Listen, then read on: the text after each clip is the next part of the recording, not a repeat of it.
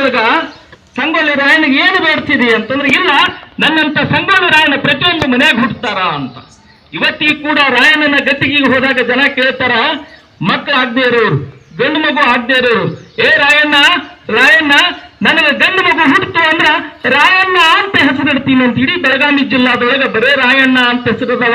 ರಾಯಣ್ಣ ಜಾತಿಯ ಸಂಕೇತ ಅಲ್ಲ, ಸ್ವಾತಂತ್ರ್ಯಗಾರರು ಜಾತಿಯ ಸಂಕೇತ ಅಲ್ಲ, ಈ ಭೂಮಿ ಜಾತಿಯ ಸಂಕೇತ ಅಲ್ಲ, ಈ ಭೂಮಿ ಭಗವಂತ ಕೊಟ್ಟಿದ್ದು.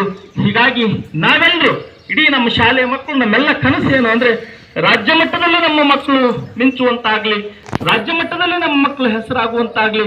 ಇನ್ನೊಂದು ಪಾಲಕರಲ್ಲಿ ವಿನಂತಿ ಮಾಡೋದು, ಇಡೀ ಊರೊಳಗೆ ಯಾವುದೇ ಮಗು ಉಳಿದಂಗ ನೋಡಿ ಸಾಲಿ ಕಳಿಸಿದ್ರೆ ಅಂದ್ರ ನಿಜವಾಗ್ಲೂ ನಾವು ಇಲ್ಲಿರೋಂಥ ಶಿಕ್ಷಕರೆಲ್ಲ ಬಹಳ ಬಹಳ ಅದ್ಭುತವಾದಂತ. ನಾನು ನೋಡಿದಕ್ಕಿಂತ ನನಗಿಂತ ಹೆಚ್ಚು ವಿದ್ವತ್ಪೂರ್ಣವಾದಂತಹ ಶಿಕ್ಷಕ ಬಳಗದಾರ. ಹೀಗಾಗಿ ಅವರೆಲ್ಲರಿಗೂ ಕೂಡ ಅನುವು ಮಾಡಿಕೊಡುವಂಥ ನಿಟ್ಟಿನೊಳಗ ಮಕ್ಕಳು ಶಾಲೆಗೆ ಬರಲಿ, ನಿಮ್ಮೆಲ್ಲರ ಹಾರೈಕೆ ನಮ್ಮ ಶಾಲೆ ಮೇಲೆ ಇರಲಿ ಅಂತ ಹೇಳ್ಕೊಂಡು ನನ್ನ 4 ಮಾತುಗಳನ್ನು ಮುಗಿಸ್ತೇನೆ. ಜೈ ಹಿಂದ್, ಜೈ ಭಾರತ್ ಮಾತೆ. ನಮ್ಮ ಶಾಲೆಯನ್ನು ಇಷ್ಟೊಂದು ಅದ್ಭುತವಾಗಿ ಕಥೆಯ ಮೂಲಕ ತಿಳಿಸಿಕೊಟ್ರು.